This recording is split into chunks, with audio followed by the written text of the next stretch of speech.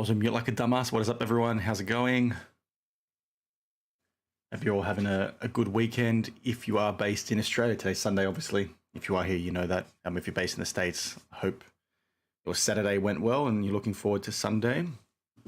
There's a few things I want to talk to today, so we'll just wait for a few more people to jump in. But I want to cover and clarify a few things when it comes to the loaded box situation with Cade Cunningham, but then also talk to some things with this Lord of the Rings 1 of 1 and my thoughts about, what I would have done in that instance and, the general consensus amongst people with preferencing, PSA above everything else. So there's a few things to touch on. How's it going, Terrence? I'm not the man, I'm just a dude, but that's the same thing. I don't know what I'm talking about. How's it going, Smack Daddy? Hope your weekend, like I said, is going well. Not sure if there's any card shows going on in your area at the moment. I've got one here in Sydney next Sunday, so this time next week. So I probably won't be doing a live next week, but I'm keen to check out the show because we don't get them too often here in Sydney. There's probably one, big one once a year, twice a year, depending on how things are going, and then we'll do small ones every now and then. But it sort of, pales in comparison to what you guys have in the States. So if there are any Aussies on here, they can also comment on the fact that some of our shows are pretty poor, but it is what it is. How's it going, Rippin' Vintage? I'm doing pretty well. Hope you are too. Vintage Sports Shack, always good to see your comments. Hope you're doing well as well, mate. So yeah, maybe I can just get started now with this whole Cade Cunningham situation. How's it going, Brendan Ryan? So in my video yesterday, or you would have seen this maybe about 6 or 7 hours ago, I recorded it yesterday. You would have heard me talk about how, Pac-Man Cards along with Mojo Sports did, a whatnot advertisement thing with Cade Cunningham, and they hit a flawless auto, encased auto of Cade. And I talked to this in my video, but like the idiot that I am, I essentially got confused with what had actually happened, right? So essentially what occurred, and you guys can obviously see my screen now, so I'm just going to step away for a sec because I can't see the comments, but essentially what I did like an idiot was I watched Raul's video, Airhead Sports, and I saw this, and then for whatever reason, it slipped my mind when I went to then talk about it because, the general consensus was that at the time that the flawless card was the one that, got hit. And I heard whispers about a Prism video, not realizing that I'd already, watched Raul's video and had already commented like immediately as I dropped the video. So it just completely slipped my mind that there was, in fact two. And I had seen both because if you saw my video, you would have heard me talk about, not seeing the Prism one. I'd heard about the Prism one, but I hadn't seen it. But in reality, I had seen it. So if you've seen that video, this obviously takes the questions that we ask over this situation to the nth degree, right? Because you've now got, two boxes that this guy has opened and he's hit the cards that he'd want to hit that has his name on it in those boxes, right? It just seems pretty freaking crazy to me. And I'll just quickly say hello to a few more people. We've got Philly Joe here. How's it going, mate? Edward, good morning or good afternoon to you because it's almost lunchtime here in Australia from me. How's it going, John? Love your collection on Instagram, by the way. Steve Splendor, everybody's favorite KD collector. Exactly. Everybody knows when they join these breaks, they're going to hit something good or basically hit their own card. And, when we ask the questions about all that stuff in my video, right, not only has he done it in one box, he's now done it in two. And the Prism auto being hit is far more astronomical than the flawless one itself. Obviously, when you're looking at an encased auto, the odds of, hitting a player like Cade Cunningham increases because there's not too many encased from what I, understand. But at the same time, the odds of him still hitting his own card in that break is ridiculous. So now the fact that he's done it twice in almost the same sponsorship event, yes, I think they were different days or for different purposes, but he's basically broke with Pac-Man twice and hit two of his autos in both of those breaks. That's incredibly suspect in my opinion, and it's very hard to argue against that sort of thing happening. And I just want to give Mikey G a quick shout out. Thank you for the $1.99. I will try and keep up the content. It's a bit hard, right? Because you've got things sort of popping off left, right, and center, but I'm always trying to give you guys balanced information. I do, truly appreciate the $1.99. Didn't need to do that, but thank you. As Edward Colton does say, WTF, there's no he legitimately hit. I think you meant to say there's no way he legitimately hit that. It has to be funny business going on. Yeah, like you said, no way. It's interesting, right? Like, was the flawless case resealed? I think that's potentially a possibility. And if that was the only instance, that's probably where my mind would go, i.e. they've got this big sponsorship event. They want it to be cool. They want the eyes on it. They've maybe opened a box of flawless or paid somebody for a box of flawless that hit that card and they resealed it for the purposes of the video. That's entirely possible. but the fact that he also did it with a Prism auto, it's just really hard to look past that. And like I said in my video, you've got people, correct, Smack Daddy saying it's hanky-panky for sure. You've got people that will see this sort of stuff happening with the likes of Cade Cunningham in this break, but then will watch a big-time breaker look like they're getting loaded boxes and then not say anything. And someone can correct me if I'm wrong, I'm fairly certain that he also hit the 75th anniversary Steph Curry 1-of-1. I don't think it was a logo man, but it may have been if it was the 75th anniversary, if someone can confirm. But that's also a pretty big card to hit in that break as well. How's it going? Good afternoon. Mate, please tell me you're going to take up. Yes, so I will be going on with Sports Card Radio next week. I've got the day off work, so it sort of lines up for me. So I'll be jumping on with them and asking a few questions. We'll talk to some of this issue with the Lamar Jackson stuff and, you know, Golden basically missing it. But basically sit there and ask them a few questions as well. I'm sure they'll ask me some, so it should be a good time. Their lives are always, you know, a bit of fun. How's it going? AIH Raul does great videos, so if you're not subbed to him, please check him out. He covered both the Cade Cunningham situations as well. Hanky Panky break should be a thing that 100%. I'm shocked that nobody's sort of come up with that yet. Maybe we can create it ourselves and sort of make up, you know, our own and start trying to get loaded boxes and make all you guys some pretty good money getting some good cards. Yeah, so again, this is another example, Steve, with the Antoine Griezmann. So I talked to this in the video where he basically pulls Jackie Robinson 1-of-1, and that was pretty crazy.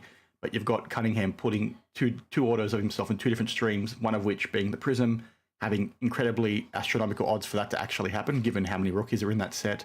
And then also the fact that you had it in the flawless box as well. It's just exactly like the bargain box. It says it looks like a duck and walks like a duck, then it's, you know, definitely a loaded box or it's a duck, right? You can't sort of see that stuff happening and not ask questions, right? It's just pretty laughable now, considering it seems to be so in our face. Now, I've talked to this before. I think Raul has as well. I think Sports Card Dad did. I know Sports Card Radio did around, you know, why these businesses need to do this. If this is something they're actively doing, why do they need to do it? Like, you're going to get eyes on that event regardless. So why do you need to try and go above and beyond to make it extra spectacular, right? People would have watched that thing regardless. I don't think it would have changed too much. Obviously, you've got a few more eyes, you know, popping off now in terms of the fact that cards have been hit and we're talking about it once again. But in the grand scheme of things, in the long run, I don't think something like this is sustainable. And it's not something that if it keeps happening is going to go away, in the sense that, you know, people are going to keep looking at it and start asking more and more questions the more it happens. You're not going to get away with it forever. You need to sort of cut your losses. It's almost like a thief, you know, stealing a store. You keep going back to the same store. Eventually you're going to get caught, right? They're going to wise up to you, you know, doing the naughty things. And like Patches says, how's it going, Patches? Somebody needs to start an account called Hanky Panky Breaks. I'd be shocked if that's not already created after this stream. If it's not, I'd love to take it because that'd be pretty funny.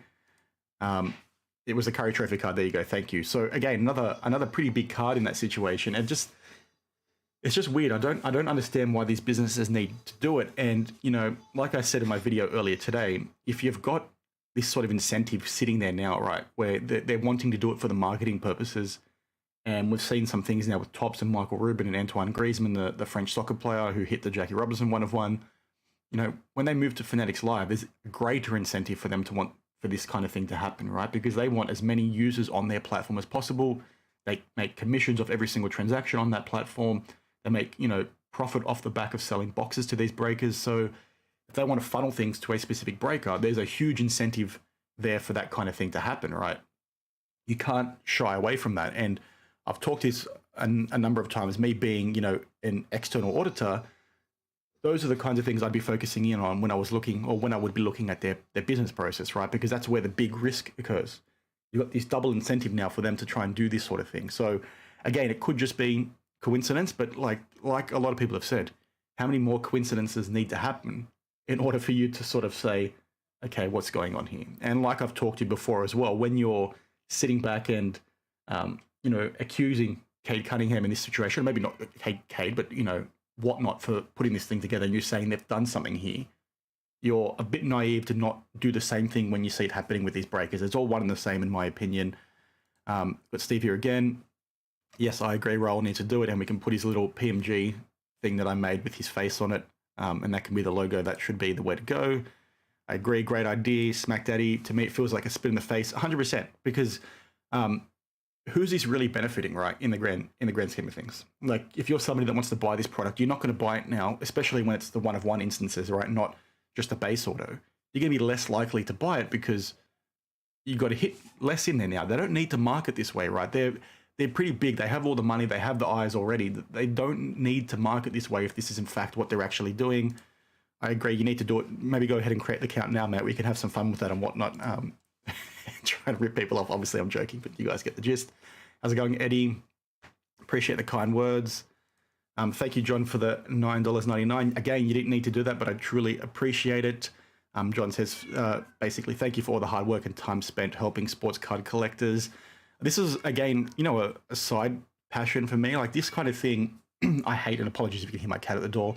I hate seeing, people get taken advantage of, and seeing so much content around pushing, I call it the positive posse or the good old boy network. There's all these things that are pushing these things in the hobby. Nobody's really sitting back and asking questions, or at least, 2 to 3 years ago, that wasn't happening too often. But now you've got people like Sports Card Radio, AIH Sports, myself, there's a few others as well that are asking these kinds of questions. And we're starting to now see that it's becoming a bit more mainstream, which I think is the best thing, right? I don't do this to make money. I don't do this for anything other than, having a bit of fun and then also trying to educate and uplift, right? Because I'm sick of people getting taken advantage of. And I think we're slowly starting, and the point I'm trying to make is we're slowly now starting to see some of these more mainstream accounts and some of these, hobby elite talk about this sort of stuff, which is the win, right? That's the reward that I take out of this. That's the thing that I'm probably proud of to this date. And I'd imagine the likes of Sports Card Radio have been doing it for 10 years.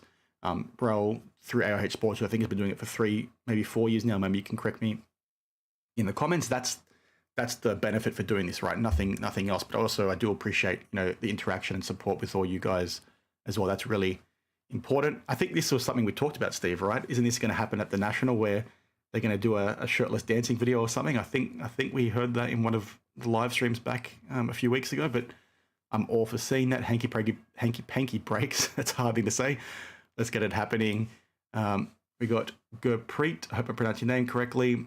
These businesses need to do it because it's only 1 in every 5,000 boxes that actually has a good card in it. Nobody would buy these boxes if they didn't see the potential big pools. I get that as well. Like, that's definitely, an incentive for them to do it. But given, like you just said, right, there's 1 in 5,000.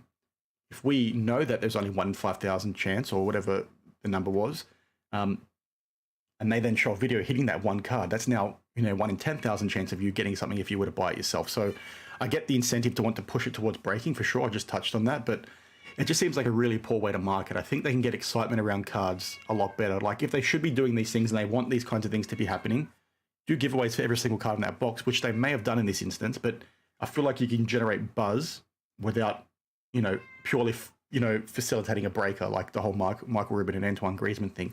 I don't know where those cards ended up. Or if you want to do it, auction the cards off and give them to charity or something along those lines. There's a lot of different ways you can do this sort of thing, and this is not one of them, in my opinion. We've got Carlos B. Good. It's a coincidence. Yes, it definitely is. Michael Beatner. If you do it for marketing, if you got to do it for marketing purposes, then it's too expensive. Exactly. It just seems like a byproduct of where the industry's moved, to be honest, with breaking and all this sort of stuff. Now, again, we could be talking about it and making a much bigger deal about it than what it actually is, but we've seen it happen quite a few times now. Maybe Raul can confirm again. I'm pretty sure it was Jordan Blaze who he said, I think that's the player's name, where Card Collector 2 did a box break and he hit his own card. We've just seen like way too many, instances for this to sort of no longer be incredibly eyebrow raising. And we need to start asking tough questions, and these guys need to start, being a bit more accountable with what it is they're trying to do. And yeah, they're marketing to gamblers. One of the things that I haven't talked to in too many videos is that there's a lot of different ways that these businesses could improve this process. I think they could make things a lot more transparent with, confirming where boxes have gone to, maybe with certain serial numbers or imaging cards before they're, put into boxes. There's all these kinds of things I think they could put into place that I want to talk to in a video. I don't want to share too many thoughts right now because I need to, think through them a little bit more. But this is not the way, in my opinion. If this is in fact happening, this is not how you grow the hobby. I think it turns more people off than what they're thinking at the moment. Or, the counterpoint to that is we're talking about Fanatics coming out and trying to win so many new customers, right? We've seen all this talk lately around them wanting to improve card shops and all that kind of thing. is this what they want? Do they want new customers to come in purely from the gambling side of things, which is the breaking situation, right? They want people to come in and do that. So is this their way of getting more people in because they don't care about the collector? I don't know. I think, time will tell, but the way things are going, that seems pretty strong in terms of a gut feeling, in my opinion. The bargain boxer, Mojo was involved with the Cade Cunningham auto break. If Mojo was involved in anything, then it's obviously hanky panky. Mojo cops a lot of heat, but he also doesn't help himself a lot, right? There was something recently that I think AIH Sports caught him out on, where he mentioned he had a box that he bought at a show and he gave it away, but it was actually a free box from Whatnot or Fanatics potentially. Someone can correct me in the comments, but that kind of thing, you don't help yourself, right? You've got all these accusations around you, maybe because people just don't like you. And then you do something like that sort of gives them the ammunition to come after you even harder, right? It's like, mate, don't be doing that kind of thing. All jokes aside, this is a total scam, and the idea that they're just marketing to gamblers just proves they'll never care about collectors. And I agree. If it is true, right, that's incredibly poor, and I think it maybe speaks to where the hobby's going. So it might not be the case. It might just be how things appear to be. But like I said in my video, these kinds of coincidences don't really happen in nature all that often, if ever, right? So it just seems a little bit strange. So let's wait and see. But if this trend continues and we see it happen more and more, when that incentive grows when it comes to Fanatics Live, like I touched on a bit earlier, things will be pretty messy in the future. We'll just have to wait and see. So Smack Daddy agrees with Steve. Got the bargain boxer again. I think it started with, so basically, did I say Jordan Blaze before? Blaze Jordan, I'm an idiot, so just forgive me, I'm dyslexic, so I get words mixed up all the time. But again, that's another example. There's a bunch of others that I can't think of. I think it was Spud Webb that I referred to in my video. I think that's the player's name. Did 86 flea box break with DA Card World. And someone maybe can check this now, but I'm fairly certain when Sports Card Radio covered it, because they did a live stream for it, because it was around the time all those 86 flea boxes were sort of popping off with missing Jordans and all that sort of stuff. I'm pretty sure that the pack that Spud actually opened himself, he hid his own card. Again, that's a bit easier to sort of know where his card might be coming, given you can track the order of the cards, but still, this stuff has been happening forever. It's sort of too hard to just say it's a coincidence, or too easy just to say it's a coincidence, in my opinion. Michael Bittner again. Yeah, and that's a big pet peeve of mine as well. Kids are finding it really hard to get access to cards in terms of collecting and that sort of thing. Like, people say, okay, let me clarify. It's obviously never been easier to buy packs of cards, and there's so much more options now and variety. But in terms of the things that you remember as a kid, right, going to a card store and seeing somebody hit a big card, or you opening a pack of Pokemon and hitting that foil, that kind of story and that kind of excitement is what, encourages that collector in you, right? It's probably the reason why you're still so passionate about collecting things today. Like, we talk about the collecting gene all the time in various different conversations in social media and this hobby. And yeah, you either have it or don't have it. You can't really artificially create it for, a lifetime collector. But, missing out on opportunities like that now, because there's so much shit product out there, and there's so much, hanky-panky going on, and boxes are so expensive and all that kind of thing. I'm a bit concerned about what losing that might look like in 10 years, because I don't think it's as big for the current generation as it was for us. As AIH Sports says, started the channel in late 2020, started looking at cards critically in 2021. Got the bargain boxer again, Seablaze versus Santiago Sports in a dance-off. I still want to see those guys have a bit of a charity boxing match, to be honest, but that looks like it's watered down. Jordan Blaze, as you also say, I got it wrong, so it is Blaze Jordan. So I guess I'm not the only one, but that might have been my fault. You might have just copied what I said, or got the error wrong off of what I said. Rotterdam Comics Com, what up? First live attendance, your video is very helpful. Hi to your cat, goat. I think that's an emoji. It's not showing up on screen for me.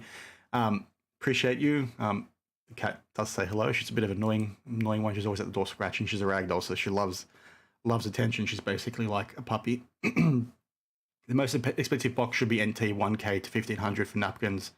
Yeah, it's just weird what people have grown accustomed to now in terms of paying top dollar for, right? You've got boxes that are in the tens of thousands of dollars that really shouldn't be, especially like if you see what Prism costs here in Australia, I'm pretty sure boxes are through the freaking roof. I want to say like $4 or $5 grand, maybe more. It's just insane. I don't understand, why people buy it, let alone why people buy it when it's mainly sticker orders now, Memorabilia is not even associated with the player. The memorabilia looks like crap.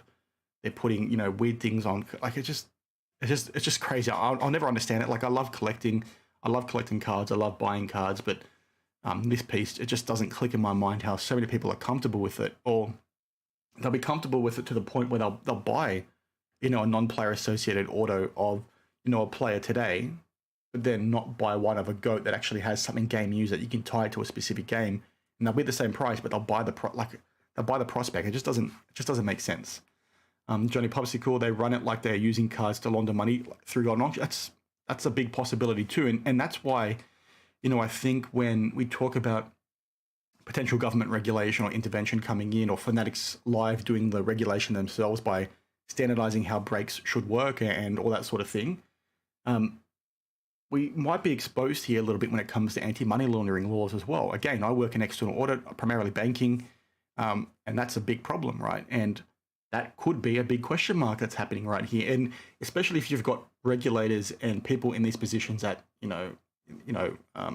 like politicians and all that sort of stuff, lawmakers, not being quite across this kind of thing. This is potentially a pretty big gap as well when it comes to anti-money laundering, like you talk to. So again, that's sort of like a watch this space kind of thing, because there's all these things happening that, doesn't have much oversight right now. And the second, like I talked to years, like maybe 18 months ago when the Fanatics news first came, the second this hobby gets elevated where it's mainstream and it's starting to get advertised mid-game and all that sort of stuff, like Sports Card Radio also said in their stream the other day, the lens is going to be on this hobby. Do you think these guys are going to turn or shy away from being able to make more tax revenue? It's just pretty crazy. No idea about the Card Collector 2 incident, but I pulled a Ruth 1 off their card shop floor away from breaks. Interesting topic for sure.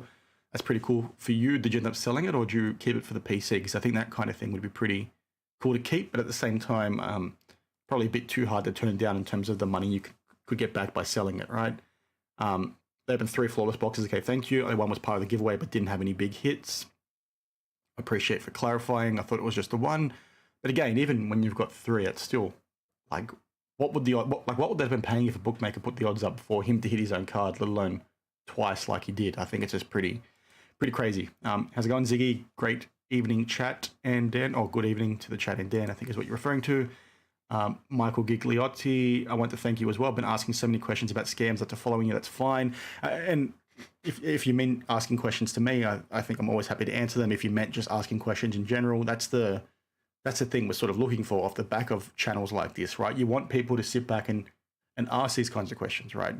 No one should ever be in a position where they're being told by, hobby elite or people of power that you can't ask a question. Ask the question. The worst that you're going to get is a response that either makes sense or doesn't, right? But if you've got people saying, don't ask me a question, or don't talk to this, or they're blocking you, or they're trying to push you away, then that almost answers the situation for yourself, in my opinion. And it's something that we need to be very critical of, because we live in a very technology advanced age. Everything is innovation focused, all this sorts of thing. And you've got people that don't want to be transparent in the modern age. It doesn't cut it in any shape or form in life, or let alone any industry, because you need to be transparent. These guys hiding away from things is, completely unacceptable, in my opinion.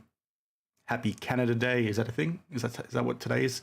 If it is, happy Canada Day to all my maple leaves out there. My fellow Commonwealth buddies. Just before we jump through the rest of the comments, I wanted to quickly talk to this Magic the Gathering Lord of the Rings 101. Sorry, I had a mind blank there. Give me 1 second to share my screen again. You're going to see the duck over my face, but I do apologize. It's something I wanted to quickly talk to, because it looks as though, it doesn't look as though, in fact, this person that hit this card, which I think had a $2.5 million bounty, was the highest we saw, USD, which is insane. I hope they get that right, because that's big money. Decided to go with PSA. I'm really disappointed, to be honest, because I think the Beckett holder, the custom Beckett holder, you can't see my mouse, looks fantastic. I don't know why they wouldn't have gone with that. I think it's insane, like all the memes around this that Lameme James put out, where, let's see if I can find it now by clicking on his profile, actually. Let's see. Where you've basically got this one here, right? Where you're just going through the story of the person who hit the card, talking about whether or not these businesses can give you incentives, and they're saying the best we can do is $10,000 grading fee and upcharge you and give you a crappy 9 mint. Like, that's just ridiculous. I don't know why they went with PSA. There's obviously something going on there. Maybe there's an affiliation or something, but I don't know why you would turn this down. The advertising you would have got off the back of this, I think that slab looks insane from Beckett. That would have been phenomenal, in my opinion. maybe it wouldn't have got a pristine 10, but still, the custom label, that's a one-of-one, true one-of-one that they've never really done before. Getting the gift card, the booster boxes that you could flip or hold on to long term, like most Magic the Gathering boxes do go up long term. And then a flight, I think it was to Miami. I don't know why you would turn that down. I think you're pretty silly. So I'm keen to get your thoughts on that one too, because it doesn't, I don't know why they didn't do it. And it just once again talks to like this favoritism that people have for PSA. Like, I think you've shot yourself in the foot there. This card had a guaranteed bounty on it. So why wouldn't you go for the thing that, you know, gave you a bit more attention or gave you something cooler to say, okay, I not only owned this card previously, but I owned the first ever one-of-one custom BGS label and got to go through there and fly to Beckett and all that sort of stuff. So it is what it is, but I just think it was a bit silly. So I'm keen to get your thoughts on that one too. Chris H, have you seen the Fanatics Topps terms and conditions? Yes, I have. I talked to that in a video, I think it was last week. In reality, I don't think they're going to apply this hard and fast. I think they're going to be pretty, what's what I'm looking for? I just don't think they're going to apply it directly to every single store. I think they're going to be picking and choosing who they want this to apply to, mainly just so they can weed out, you know, the bad actors. If that's sort of where they leave it, I think it's a really good thing because it sort of standardizes the expectations that they would have of breakers and card stores moving forward. But if they use this as a hammer to literally just kill and shut down so many stores and breaking businesses, I don't think that's going to be the right outcome for the hobby. But again, we sort of have to, you know, wait and see to see what's actually going to transpire, right? It could be really bad, but it could also be pretty good for the hobby. So we've got Brendan Ryan here. Trouble is the seasoned people in the industry are able to spin the narrative and put hanky-panky in the it is what it is category, like for sure. But I'm sure you can attest to, and I think many others in the chat, that we've definitely seen a change in the last 12 to 18 months. And maybe it's because the market has come down that people have got more time to think about this sort of stuff, or they're not just constantly seeing positive information everywhere, but we've got more and more people, you know, asking questions about this sort of stuff. And that means that if this stuff continues, you're going to see benefit long term. And I'm really curious to see if we can get some tangible change from some of these businesses. We've seen some of them already react pretty well, like, you know, SGC, with how transparent they've been, but at the same time, there's still a long way to go. It's nowhere near where it should be. It just, it is what it is. Now we've got Michael Gigliotti again. I have a question. Is it possible for breakers to open sealed cases and take out the hits and resell the case? It definitely is, but you can get caught pretty quickly doing that these days. But we've seen a number of instances where that stuff has been raised for, you know, close to a decade now, basically since breaking first started. But just with how many eyes are on this sort of thing these days, I don't recall the last time we saw that. There was one last year, so maybe obviously I do recall the last time we saw that, but we do see it happen, right? We saw it actually happen at the National, I think it was last year, with the prison box that had the Austin Powers packs in them. Like, it does happen, but it's probably not as easy these days as it used to be, at least in my opinion. Z and I going up to Canada to beat up Drake, taking all his 86 Jordans from the Golden Break. Well, Drake doesn't seem to be like somebody that would put up much of a fight, to be honest. So I think you guys could probably do it with one hand tied behind your back, in my opinion. Dan thinks it's all rigged. Not everything, right? But so sometimes I'm told that I'm too pessimistic on situations. Sometimes I'm told I'm too optimistic. I think it just goes to when you see this sort of stuff pop off, right? It's hard to argue against, right? There's nothing wrong with asking the question. And I think you've got these things where things are happening. It's like, it's hard to argue against, right? It's okay to ask the question. I think the way things are going, you know, it might be more likely that it is rigged than it's not, unfortunately. And it depends also what you mean by rigged, right? Like, do I think the system's rigged, as in the industry's rigged? Yeah, I do. I think there's too much favoritism, and the old boy network gets away with doing a lot of things. We need a lot of change in this space, but a lot of this stuff could be said to have been rigged, right? In terms of how the industry actually operates and how things go, but that shouldn't detract anyone from collecting cards, right? Have fun with your cards. They're there to be swapped around with and collected and cuddled in the dark when you're bored. Like, that stuff can't be lost. Okay, it might be rigged, but cards are still very fun. Michael agrees. Same, the Sterling break proves it. I'm not sure what you mean by that. Maybe you can clarify. I'm probably missing something. Like a Bond villain, Steve, you don't leak your plan until it's done, not preemptively. Maybe his plan is to get Drake on his toes so he can sort of react and then do things behind closed doors. Who knows? Fire emojis. Yes, I agree. I'm pretty good.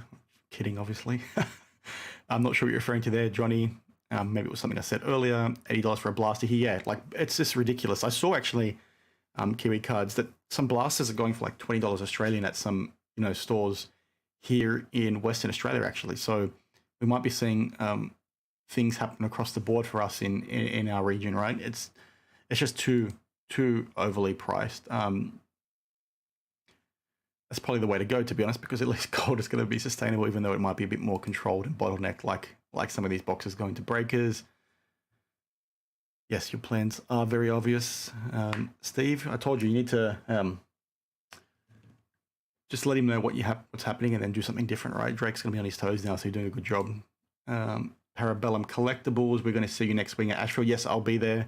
I'll probably not be there as soon as gates or the door opens, but I'll be there at some point. I want to try and see if there's any cool soccer pickups I can pick up. I've got a few things here that I want to soccer pickups to pick up, soccer cards to pick up. I've got a few cards here I want to maybe try and trade as well. So if you're going to be there, come swing by, say hello. I won't be there for too long though, because I have my daughter with me, and she's usually down for a nap around that time, but it's the only time we can make it on the weekend. Haven't heard any new box codes being cracked. That's an interesting one. Like, I don't think anybody's looking, to be honest, and I don't think anybody's actively tracking it. If I was a breaker, I know Firehand Cards was doing it for a little bit, but if I was a breaker, I'd be doing that all the time, because I think it's happening. I think it's happening with every single product. They want to say no, but I disagree. Thank you for the support, mate. Appreciate it. We've got Michael Beatner again.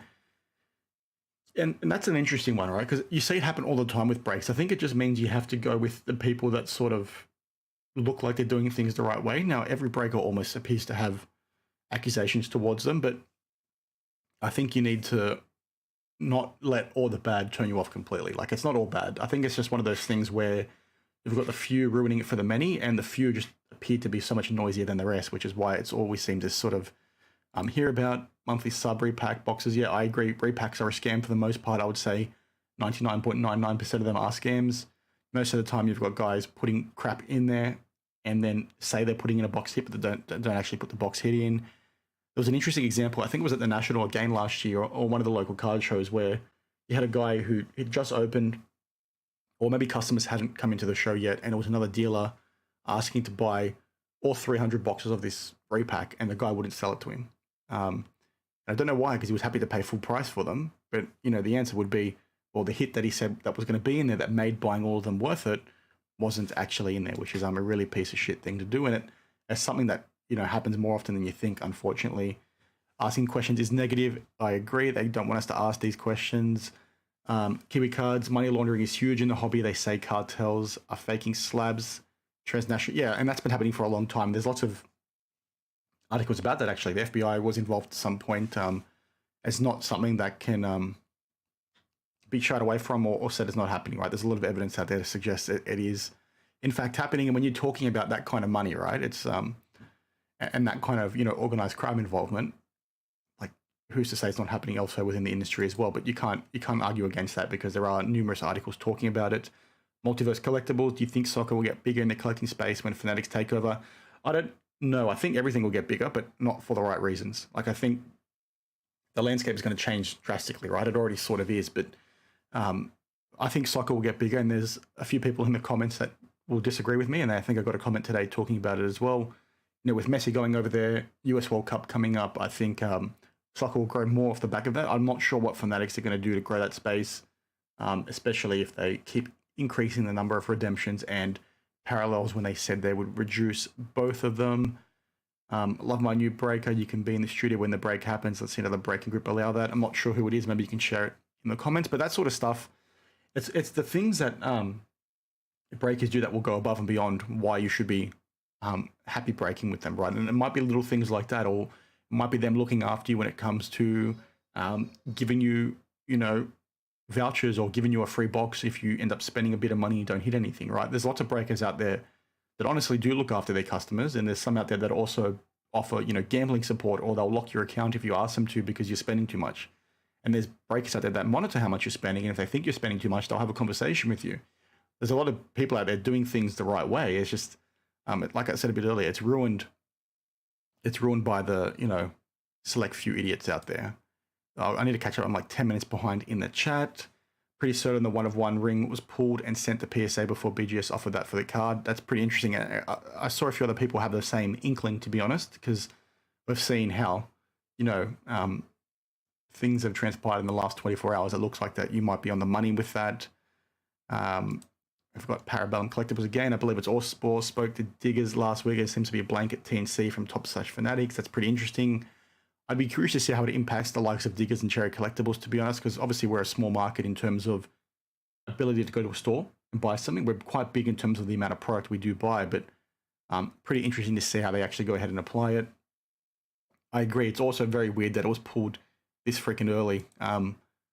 It's sort of less weird than if it was pulled in 6 months' time, because then maybe you could say that Hasbro probably delayed the card going into a box, but it is what it is, right? It's fair to ask that question as well. I've got Johnny Popsicle. Anything that is a hobby for you, treat it like a hobby, 100%. Never truer words spoken. It's meant to be fun, right? So sort of sit back, have fun, and then just go about it. Treat it like it's fun, right? Don't let all this negative stuff sort of ruin it for you. I talk about it, obviously, but it's to educate and uplift, right? You can still go ahead and buy cards that you like. Like, there's lots of things you can do to enjoy this hobby without letting this negative stuff, ruin your life, or make it be like you don't want to collect cards. I've had so many people come at me and say, your content's too negative. Why would somebody like to collect cards? It's like, well, mate, I collect cards because it's fun, right? Just because I'm talking about negative things doesn't mean I'm not enjoying the hobby. And it probably means more that I'm enjoying the hobby more than others, because I feel the need to make content to try and educate people or uplift or talk about this sort of stuff, right? It shows that I care and love this space, because if I didn't, I wouldn't be talking about it. So I won't be in Chicago for the National, Michael. I'm an auditor. I'll say that again. In Australia, we have multiple reporting periods. The 30 June period is our biggest, which means basically my July and August is shot to shit in terms of my hours. I'll be working like 70, 80 hours a week, because reporting season is a bit intense. So that's where my focus is for the time being, but I'm trying to be there either next year or the year after, but we'll just have to see how things pan out. It's just a bit tough given our reporting seasons can be at any time here in Australia. It's not like the States where you just have the 31 December year ends. We have them across the board. Businesses can do it at any time, but most businesses in Australia do it at 30 June. I won't do a vlog. I'll just go there to try and see what cards I can pick up and see if there's anything cool. It's a pretty cool show. It's probably the best one here in Sydney, to be honest. I like it a lot better than the Hobby Hangout in terms of the cards that you can find. Is that in reference to box breakers, Johnny? Maybe you can let me know. I'm speaking for over 20 years of experience, as was in breaks before the big boom. I just remember any repack there's been a box open, send you the hit. Let's be real on this. Yeah, okay. You mean like you're basically going to be hoping they're going to send you the big hit if you hit something, I think is what you're referring to. There's lots of breakers that obviously don't do that now, and they rely on whatnots refund policies to sort of let them get away with it. I agree. I think it, and I think this is one of the positives that can come from the likes of Fanatics, right? Because you're talking about prices going up across the board purely because of breaking. I think Fanatics have an opportunity here with Live to maybe set a new floor or ceiling in terms of what you can charge for a break.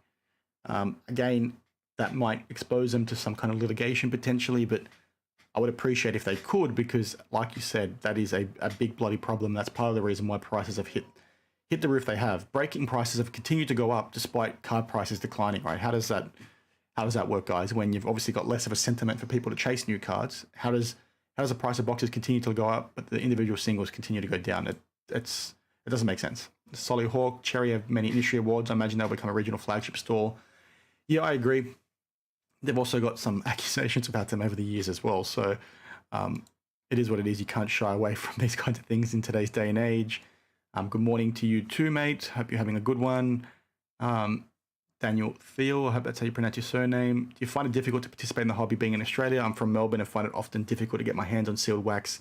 Yeah, so from a sealed wax perspective, 100%, it's borderline impossible. And I don't want to say impossible because if you have the money, you can buy it, right? But box prices are just way too insane. Hits are so few far in between these days that it's just not worth doing it. I think from a singles perspective, we have a lot of really big collectors here in Australia. I talk to this all the time in my videos.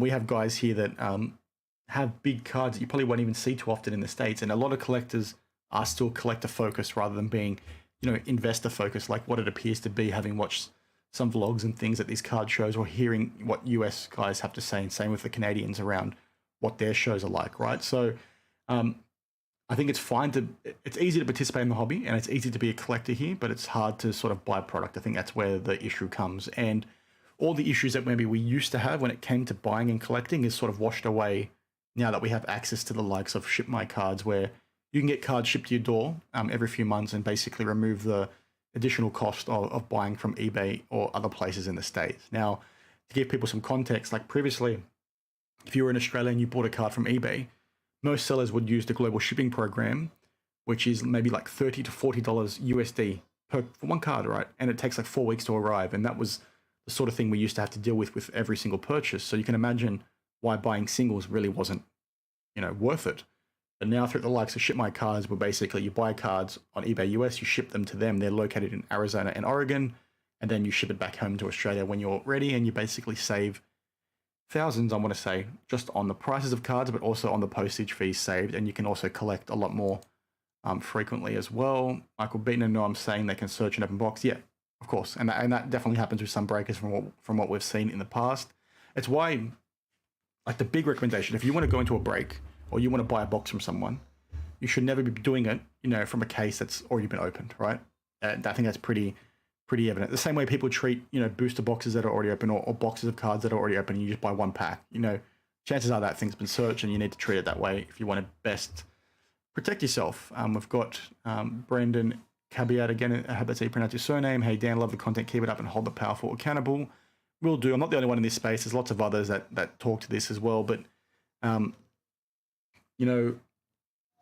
keep doing my best. We've got a little bit better at this recently in terms of getting more reception.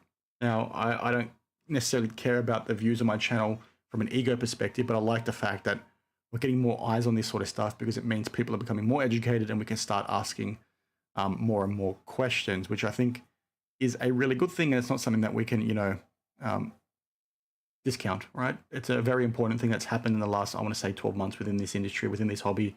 And we need, a lot more of it, because there's still a lot of things happening that, I don't agree with. So it looks like I'm caught up to date on comments. I'm just going to have a quick drink of my Pepsi Max. Give me a sponsor, Pepsi, please. Oh, so good. It's the best drink in the world. So come sponsor me, Pepsi. It's probably the only sponsor I'll ever take. So yeah, did anyone else have any other questions that they wanted me to answer or talk to? I think we've seen, like I said, a few things. For those that maybe joined late as well, the whole Cade Cunningham situation, in my video you would have seen a few hours ago, I only referenced the flawless order that he hit, even though you had an instance where a prism order was also hit the day before. So it just seems very sus, in my opinion. It's Pepsi Max, mate. There's no sugar, so it's just got caffeine. It keeps me going. But I agree, more push-ups. I've put on weight. I was telling you last night, for those also watching, I've put on like way too much weight since my daughter was born. So I need to drop it. I've dropped about 5 to 6 kilos, I want to say, in the last month. Got a bit more to go, get back into the gym, and I'll be shredded again in no time. But hopefully just in time for summer here in Australia. I've got 5 months. We'll see what we can do.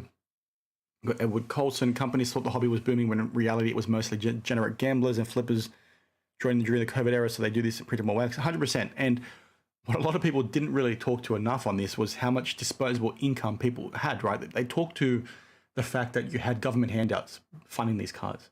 But nobody talked to the fact that you were at home for freaking 2 years and you didn't travel. You didn't spend money on your gas or petrol, as we call it here in Australia. You didn't really go out to restaurants or anything like that. So you had so much more income to spend on things. And that all went into hobbies, right? We saw it across the board. Sports cards, because I'm in multiple hobbies, right? I collect vinyl, video games, action figures, hot toys, as you can see up there, a bunch of different things. And from all the things that I'm involved with, I'm big on watches as well in terms of like luxury timepieces. And having watched all of those markets very closely, sports cards was by far and away the slowest to react when it came to a price correction. And that whole, having all that excess income, right, from not going anywhere, not spending or anything like that, is the reason why we saw the boom, right? And obviously people fell in love with cards again, but people seem to only focus in on things like, government handouts. But there's a lot more money elsewhere, right? Like the amount of money I save by not having to travel into work and pay for lunch or pay for coffees and all that sort of stuff was ridiculous. My wife, she's a high school teacher. She taught from home for a long period of time, right? She didn't have to go back to work for a long time. So she saved money on petrol, and she was, spending, an hour in the car each way each day. And that's a lot of money saved in the grand scheme of things for just our family, right? In the grand scheme of things, and then you apply it to the whole population, and then you wonder why things are going the way they did. Pepsi Max Vanilla is so good, ice cold in summer. I agree. Pepsi Max is the best. Brendan Ryan, print plate should show up on X-rays. There's always been ingenuity when it comes to hunting hits, and it only going to get worse. I actually never thought about that. You got people weighing packs at shows, but now you might have people with like X-ray machines trying to find a printing plate in there. That could be happening. I'm not sure if it actually is, but you've probably just given someone an idea. Yeah, keep out the real content, show the flaws in the industry. People are losing thousands. I agree, which is really unfortunate. You think Lamar Jackson is a good pickup right now before the NFL season starts? I don't know a whole lot about football. Maybe Steve Splendor, you're a big football guy. You can comment down below. I don't get too much into speculation, to be honest. Like even like prospecting speculation, I avoid. I don't really hold too many cards with the intention to flip long term. And even if I did, I take and apologies again if you can hear my cat, but I take a zero cost based approach to my collecting, right? So essentially what I do, if I buy a card that I want or that is a bit expensive, I'll buy it, then I'll flip cards to fund that one card, right? So basically if I buy a card for $1,000, I then sell enough cards to make a profit of $1,000 to pay for that card. So that card is therefore worth $0 to me. If I ever need to sell it due to emergency or something popping off in life or the market moves really well, that basically means I can do it quickly and not have to worry about making a return on a bad decision when it came to prospecting or investing and all that sort of stuff. I think people can approach card collecting the way they want, but that's just something I try and avoid because I feel like you get burned way too easy and there's way too much price.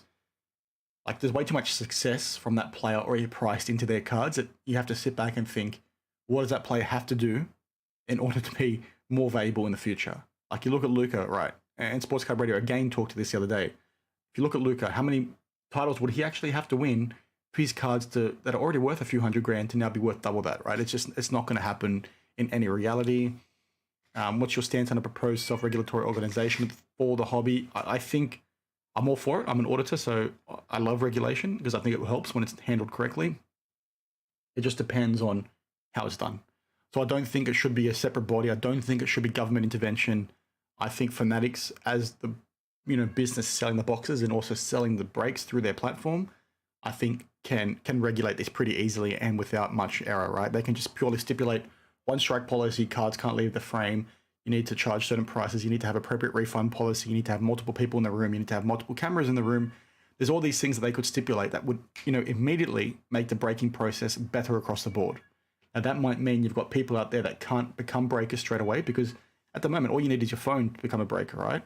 But if they standardize it and put all those requirements in, it makes it a little bit more professional, which then in turn means you're going to get a better value for your customers. And then if you have a proper, refund policy in there or review policy that lets people complain, and then Fanatics actually take those complaints and listen to them, and they have like a one strike and you rule kind of thing, and you watch the break and you see something bad happen, you kick them off your platform, bang, done. And you ban them as an individual, not ban them as a name, because you've got a whatnot now. People getting banned, then they make a new account under a different name. It's like you need to be a bit more stringent with how you apply that sort of stuff. But those kinds of things, if done, you don't need regulatory bodies coming in because the business and the industry is already self-regulated. Now, this is going to be a different problem because if Fanatics want the eyes on it that they're pushing for, you're going to get, gambling related and tax related bodies looking at this kind of industry because they're going to see dollar signs when they hear about the amount of money that's being spent on these cards, right? It's going to happen. It's not going to be a good thing in the long run if it happens that way. Now, I know I just said I'm all for regulation, but you feel like the way things are going, because it's so under-regulated right now, you could get a big correction and it'd just be too over-regulated and almost ruin the fun. It's funny. I think you will. I've had some DM me, to be honest, and tell me that they think it's happening. I won't disclose names, but these are people that go from being sponsored to not being sponsored, and all of a sudden their tune changes, which is really, really bloody disappointing, to be honest. Any considerations to do a regular podcast? I feel like we're also missing content podcasts here in Australia, and a lot of us rely on the opinions of podcasts in the USA. I've thought about it. I'm not sure if I'll have the time, to be honest, but if anyone else based in Australia is interested, I'm happy to explore the idea. Because again, it doesn't have to be super time consuming in terms of the preparation, but if it's just myself, I think it'll be a bit hard, mainly if I'm trying to organize guests and things like that. But I'm always open to new things. It's just I've got a lot on. Like my My career itself is quite intense. I'm very busy with that. So just the channel alone is tough, not to mention the fact that I've got a young daughter. So I'm interested, but it is what it is. Yeah, I want to go there. So I was having a conversation with a few people here in Australia about trying to organize something to go this year, but it's just a bit hard. But honestly, I'd love to. I'll need to start saving now, but it depends how the economy goes. So the Australian dollar is doing a little bit better, but it's hard. Like just the travel and housing and accommodation is just so intense. So what I might try and do actually is organize a family holiday around it, as most men would do. I just take my wife to a car show for a couple of days. I'm sure she won't mind, but that might be my little trick to get this thing going a bit easier. Referencing the influencers, no, I don't believe what they say. You're talking about the hobby elite and things like that. And hobby elite is such a weird word, right? But do I believe what these people are saying when they're telling us nothing's going wrong or when they're paid for? No, I don't. I think it's easy to read between the lines. Doesn't mean everything is bad, but there's nothing wrong with being skeptical, right? So it is what it is. Watches skyrocketed, now coming down. I agree. I think, so it's an interesting one. Again, this might be a bit different to some of you guys being only about cards, but you know, watches here in Australia were always difficult to get. Not always, maybe 2 to 3 years before COVID even happened. You wouldn't be able to walk into an AD and see a watch for sale. And then obviously the boom happened during COVID and it made it 10 times worse. I was fortunate enough to get a call from an AD in 2021 and I said yes. Now I had to dip into the credit card a little bit to pay for that. It's now paid off, which is good. But that was mainly because I knew if something popped off, I could sell that watch for a profit. But it's a birthday watch for my daughter, so I'll keep that forever. But it's always nice having that peace of mind of being able to sell something for a ridiculous profit. It's also really unfortunate where you have now a market where you almost feel the need to buy something even if you didn't want it. Now I got exactly what I wanted. I didn't have to wait too long, which was lucky. My stupid cat's at the door, so I do apologize. But you get what I'm trying to say, right? You've seen that sort of stuff happen with watches, and you've seen the same sort of thing with sports cards as well. Whistleblowers have agendas. It depends, right? I like to think I don't have an agenda, unless you think I do, but I think everybody has an agenda, so it is what it is. Steve Splendor, Lamar is a tough one, big gamble in my opinion. New offensive coordinator, and the plan is to open up the offense based off his price point. I would speculate on his cards versus Fields, Love, Lance, Purdy. Again, they're the experts. I think Hobby Shark, how's it going, mate? Has a comment here as well. Have you on my TV, but wanted to pop in and say hello. Thank you. Appreciate it. Also got some good stories, so it's always good to hear what you have to say. To the mate with the question, Lamar Jackson is a coin toss. It's like most people that you're speculating on, right? It sort of happens all the time when you've got people that are going really hard in on certain players that really haven't achieved anything. But who knows, with Lamar Jackson, there might be more duplicate one-on-ones coming based on some information I got. So stay tuned for that as well. I've got Michael Gigliotti again. I hold all my cards. I've been collecting for many years and not sold one because I don't trust eBay.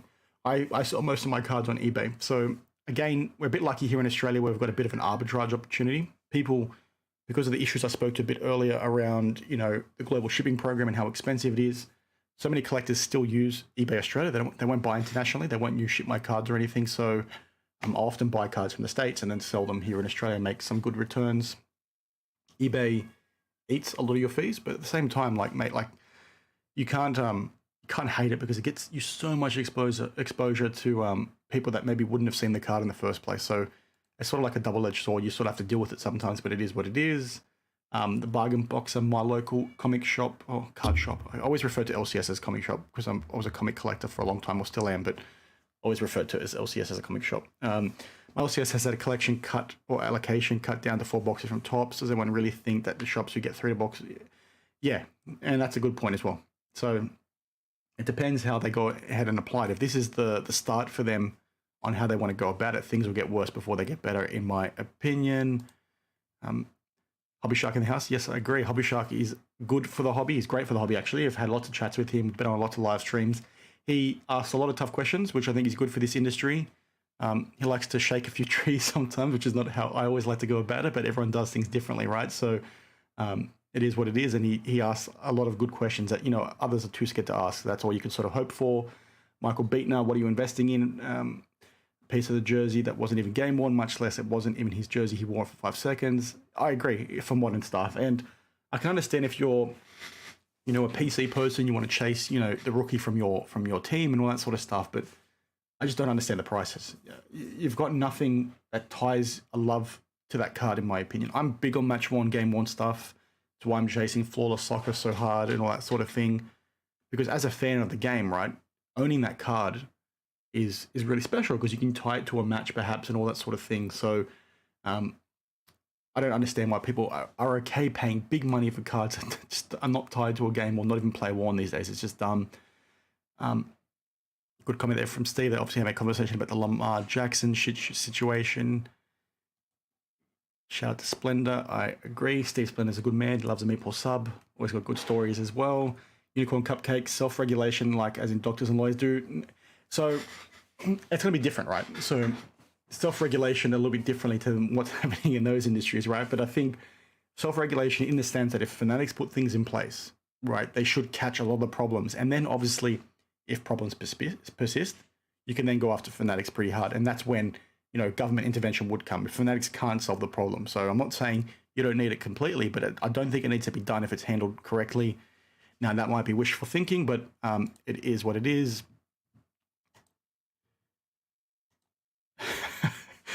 I try, Steve. I try. She's been locked away for the last day, so she's a bit agitated. Like I said, she's a rag doll, so she loves running around and being a pest and thinking she's a dog. So it is what it is. And that's fair as well, Raul. And that's why you always have to be careful when it comes to prospecting, right? You got to just buy what you like, and as the curator says, pump what you like. I don't know if I quoted that guy, but it's one thing he said that does make sense. Just collect what you like and you should be fine in the long run. Doesn't matter about speculation and all that sort of stuff. It is what it is, right? Just go ahead and have fun. Eric Perkins, if you take a vacation to Cleveland, your wife may leave there. Do you mean she might leave me there or leave and stay there herself? Steve might have a few things to say about that. I've got more conversation happening with Anthony, Hobby Shark, and Steve Splendor.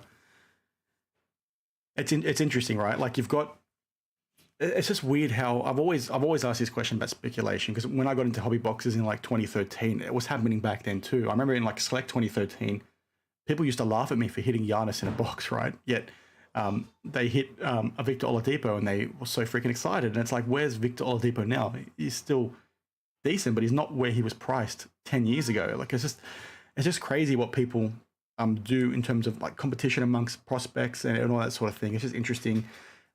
Anthony says the only thing with eBay I find it to be no good is that they take a percentage of the tax and shipping. I agree. I think that's dumb.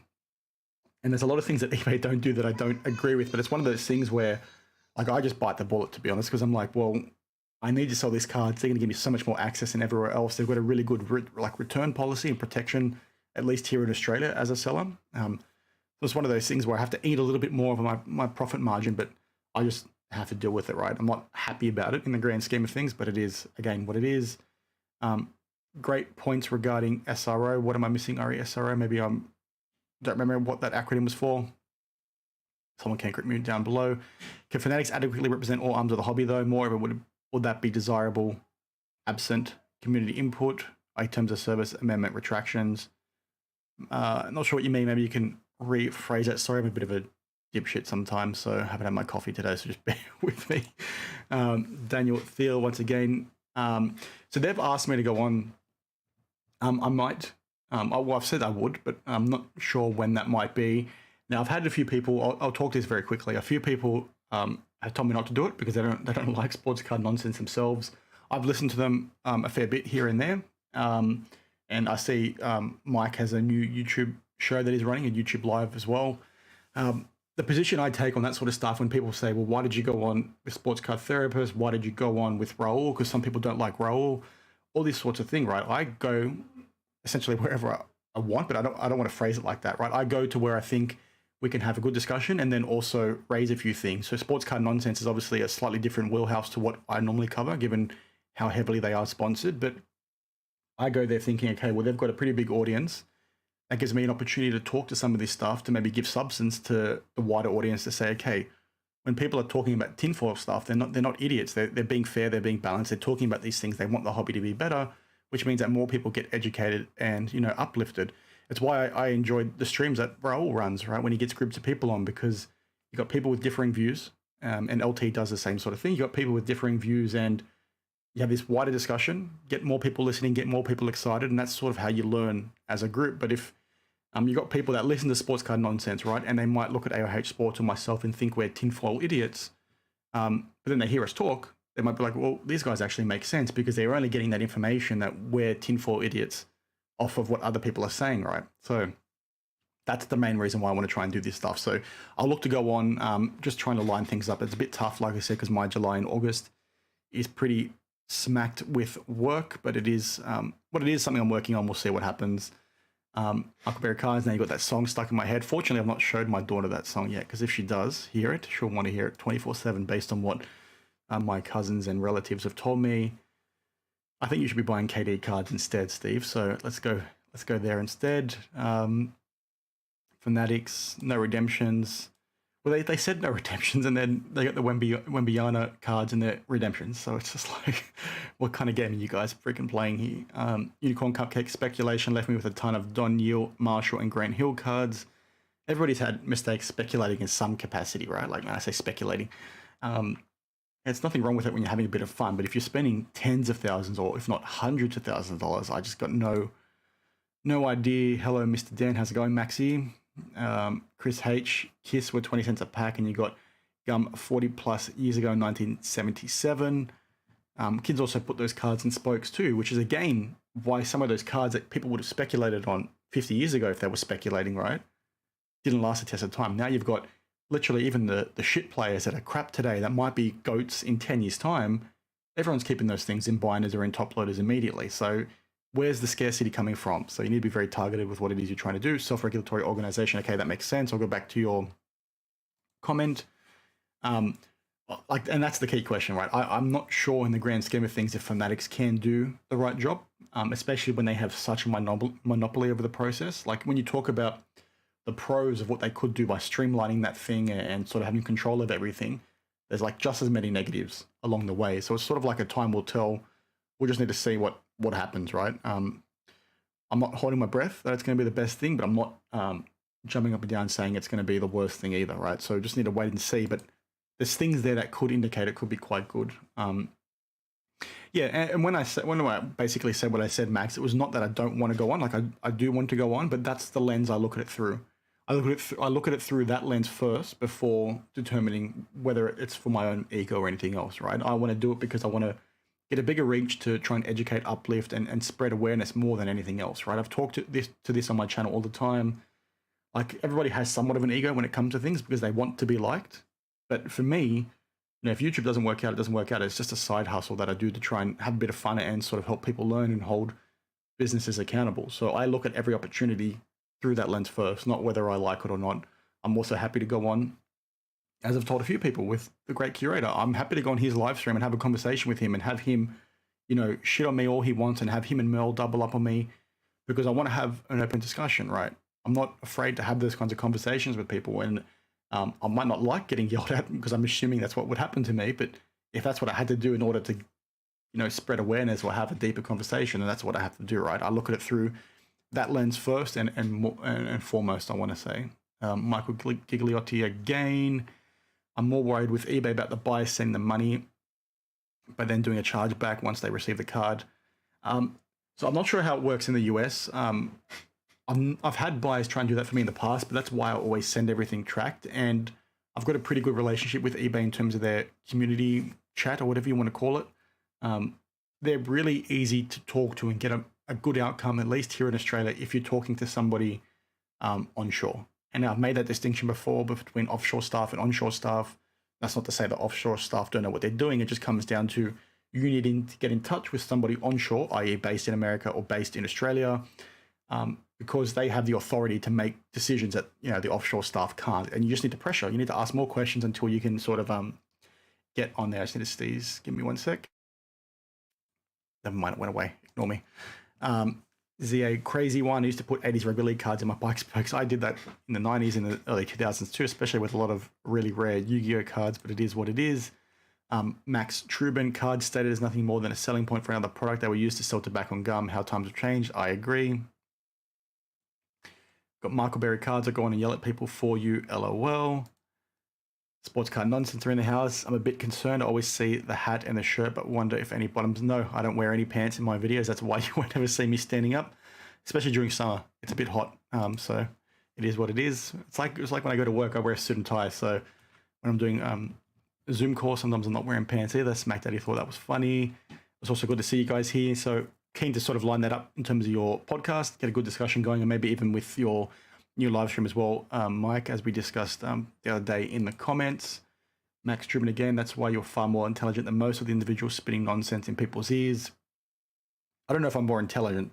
I'm just willing to sort of have that open and honest discussion. I'm also happy to get shit on, but it is what it is. I think a lot of people are willing to do that as well. They just maybe don't get the attention. There's a lot of people that do this stuff in a good perspective. Like I think Raul, I'll talk to him again. He cops a lot of heat. A lot of people don't like him for some reason because they sort of don't, or they only look at things on face value, but he's just as good in this space as, I am. That's a bit ego thing to say, but he does a fantastic job, but he doesn't get enough credit for it. And that's really disappointing to see, in my opinion. But there's lots of people that are doing really good. They're just not getting noticed. And a lot of that is because of that talk I spoke to earlier, where you have people seeing this tinfoil stuff, right? And they'll say, well, don't listen to these guys, don't listen to these guys. So then that just becomes the sentiment that people have towards these people. And then next minute you have something that pops off and proves that that person was right. And then you sort of have to, eat your own words sort of thing. We saw that with Sports Card Ready when the whole Kaboom thing happened. They talked about loaded boxes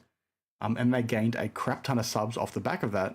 And now people are like, well, maybe you guys aren't tinfoil. Maybe you guys are, asking the right questions, all that sort of thing. Chris H, I'm in my mid-50s and I've been collecting since I was 7. It's all fun for me, but it's been a journey, that's for sure. Like everybody's got stories of cards they lost or paid too much for or lost too much on. But at the end of the day, if you're a collector, it all, evens out. Michael Gigliotti again, Dan, you've been a great help. I'm from Chicago and cannot thank you enough. Keep on educating. Thank you for that. Again, if you're not following the likes of AOH Sports, please check him out. He does a lot of very similar content to me, and we sort of bounce ideas off each other and talk to some really good things. So please give him a follow if you're not, because he's also very, very helpful in this space. There's a few others as well, but he does a fantastic job. So please check him out. Pretty smart Pelican. I do my best. George Franklin, happy to see the market leveling out. I can afford some decent hobby cards now. Thank you for the great content. I'm the same. I've been buying a lot recently. Speaking of Steve's Splendor, him and I have been talking a lot in the last couple of weeks because we both keep buying cards and then we talk about being on a hiatus and then we end up spending more a few days later. So it is what it is, but now's a good time to buy. And I think it's only going to get better, in my opinion. I appreciate the kind words, Max. Unicorn Cupcake, why do you think PSA or other major graders don't take pictures of the cards they grade included with their certification number online? Or why do you think they do take photos, don't they? Don't PSA take photos? Is that what you're referring to? Like PSA now take photos when the card's graded and when the card arrives. I'm not sure what the question was. Maybe you can clarify. Maybe I missed it. Terrence Kilbane, monopolies and exclusive rights to sports really have hindered the hobby. More competition gives collectors more options and could also help keep prices in check. The one thing I want to flag on that, actually, you just reminded me, a lot of people, and I'll probably stay in front of the 10 more minutes. A lot of people talk to Fanatics being excited and how they say, well, Fanatics has a monopoly over jerseys, but they're doing such a fantastic job. And they're all the elites and influential people in the hobby talking to that.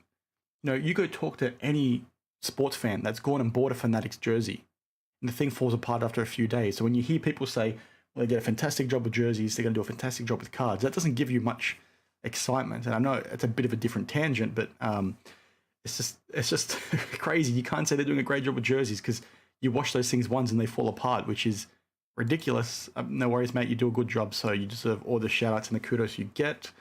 Edward Colson is Pedro Goncalves a goodbye. I don't know who that is. Is he a baseball player? I don't follow baseball super closely, even though I'm wearing a baseball hat, so I look like a bit of a dickhead, but just forgive me.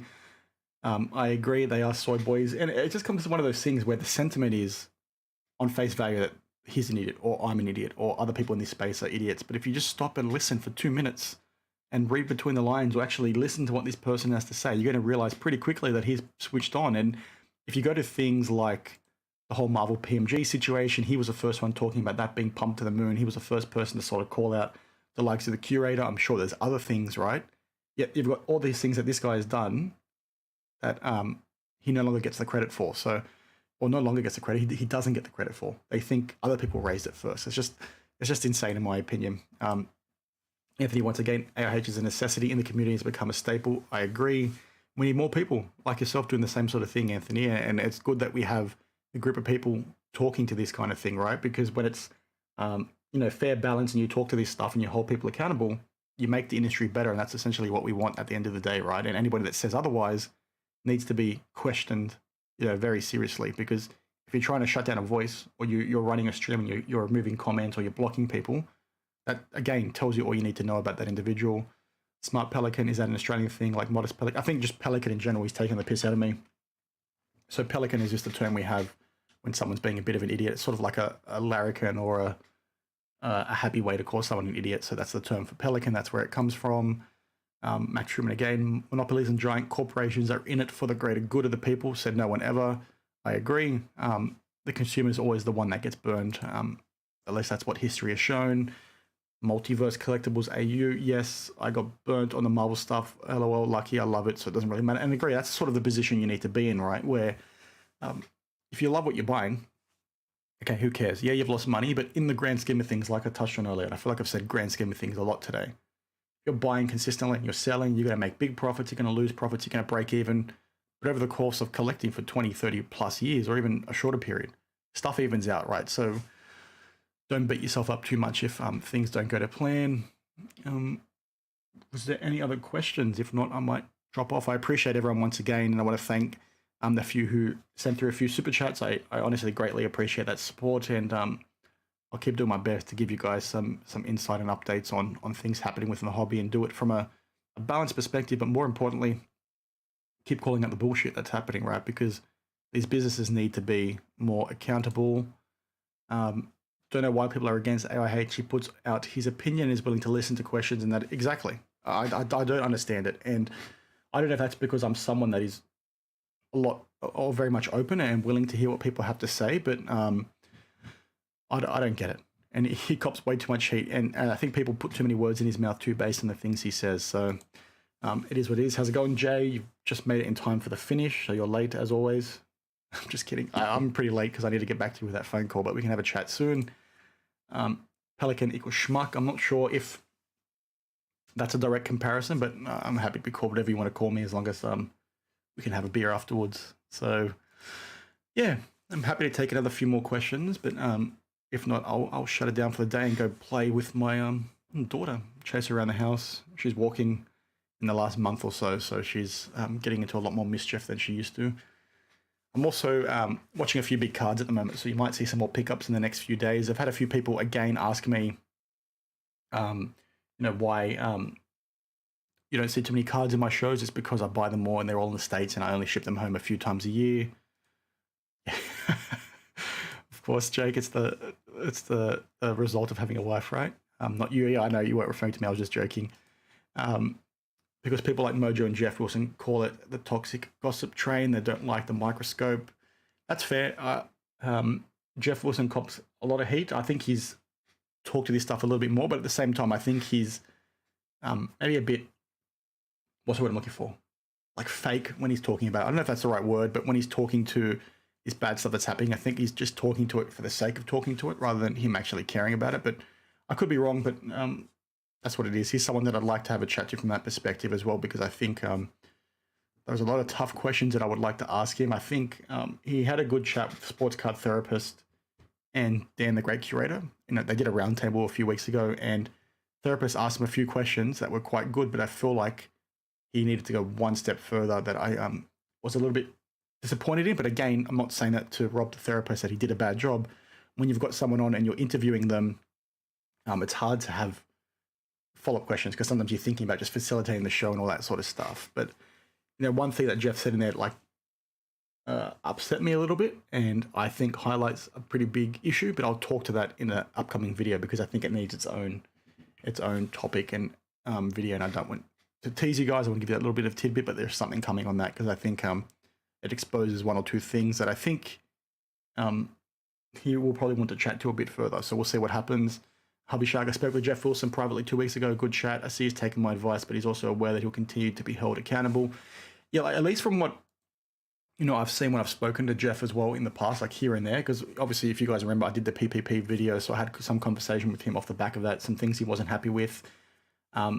He seemed open when I've had the conversation with him, and he seemed willing to try and do things a bit better. But it is what it is, right? It's hard to know until you meet the guy what his intentions actually are. But I think for the most part, he seems to have good intentions for certain things. But the whole investing piece and the pumping up of cards, I think will always be a tarnish on him, and it's hard for people to look past that, right? Because there was 2 years of it, and you probably need to be held a little bit more accountable for that sort of thing. So when he goes ahead and does things that look really positive, it's hard to then say, well, are you just doing that to make up for this stuff in the past, or are you doing that because that's your true self? And I think that's the gist of where I want to get to with my questions for him and all that sort of thing. And I don't think that ever changes anything, but it is what it is. We've got Jay commenting again. Boys, we need to help Dan get to the national. Happy to get a group fund going.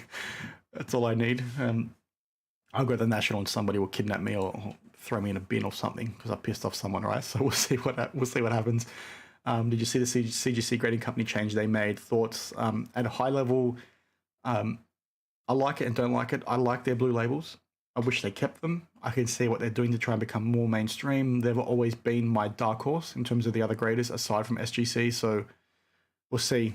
We'll see what happens with them moving forward. But I think it's the move in the right direction for, the wider hobby. They had a lot of love for TCG stuff, but this might get them some love for sports cards as well. I've seen Jeff reply to comments against him, but he seems to think his replies are funny, which works even more against him. Yeah, and I think sometimes I think he's just a bit emotional as well, because there's some replies he's given at times where he's missaid things or misspelt things, and you just need to take that step back. So I think that maybe does explain that he cares. But I feel like there's more things he could be doing to change that perception of himself. So we'll see what it is. We'll see what I talk to in this video, and then hopefully I can have a chat with him at some point, or somebody else can, to ask some tough questions, to actually get some input or output out of him. It'd be good to see him jump on with Sports Card Radio, to be honest. I think that'd be a good chat as well. He excels at marketing himself, nothing else. Well, he's a marketer, so that's to be expected. I'll provide room and board for the Aussie for next year's Cleveland Natty. I'll probably hold you to that, to be honest. You can finally show me those KDs. Steaks on me at the National, boys. I'm not going to be at this one. I think Raul's going, so maybe you guys can meet up and get some steak. Stumpy Vision, is Jeff being... Like, he probably is in some capacity. Now, I'll give you a bit of a tidbit here as to what my thoughts are. I don't know if scapegoat's the right word, even though I just said probably is a little bit, but he pushed a lot of this buying, especially of base cards, and buying into the likes of Ben Simmons and all that sort of thing. So he was just feeding what the people wanted. Now, the big issue with that is going to be whether or not he did that whilst also knowing it was the wrong thing to do. And that's the kind of question I want to talk to him a little bit more on, understand a little bit more on, because lately he's been talking a lot more about vintage cards, right? And buying vintage cards and holding Hall of Famers. Now, is this something he just learned in the last 2 years? Maybe. But if he knew that at the time of pumping up this shit product, that's a bad thing, right? And that's what you can go after him for. But he joined the hobby again in 2019. Was he just doing what all the other newbies were doing? Potentially. But that's the bottom, or that's what we need to get to the bottom of, in my opinion. We need to understand a bit more around, was that kind of thing intentional from him, or was it pure ignorance? That's what we need to talk to, in my opinion, and that's what my video is going to be about. So I gave you a bit of a sneak peek. I'm down for a steak hobby. Maybe you can if you want. You can go and have some fun. Steve Splendor, I wouldn't say scapegoat completely. He did partake in the investors pumping of the market. Yeah, I think it just comes down to whether it was ignorance or intentional from him. I'm not sure if we'll ever get the answer, to be honest, but it is what it is. Meatballs hobby, you can have them. You can have the meatballs if you want, mate. Unicorn Cupcake, no. He's been held as a newbie card pumper who wasn't been in the hobby very long, pretend to be an expert. I think that's the big thing, right? Like, it's either that, like I just said, or he was actually being manipulative. I don't know if we'll ever get the answer, but it is what it is. Looks like there's some good chat going on there with Crooked Ken. He's finally arrived on the stream. Crooked Ken's always good. He was always popping on LTs and Raul's streams, so check those out if you haven't seen them already. Both of them, there's a good streams that do pop off. Splendor, we're going to have to use my grandma's recipe and make them homemade. I also want to try those subs, Steve, so maybe if we do swing play, you can get me a sub, or I can shout you a sub for thanks for the accommodation. I think would be the right thing to do, actually. But I think we'll leave it there. Hour and 20. I think I won't be on next week. I'll let you guys know. I've got that card show next week, so probably won't be on, or if I am, it'll be earlier in the day. But I appreciate the chat as always. Sorry, I'm mumbling now. I appreciate to those that joined, asked the questions. This is what I sort of want, have a bit more interactivity with this kind of topic, get some insight. Again, check out Raul's videos for the 2 Cade Cunningham boxes, because I'm an idiot and referenced it wrong yesterday. But very, very interesting stuff going on. So, as always, I appreciate the support, and I'll see you in the next one. Cheers. I'll say bye now because I got to click the button twice like an idiot. I'm still getting used to live stream, guys, so forgive me. Appreciate you all once again. I'll see you in the next one. Cheers.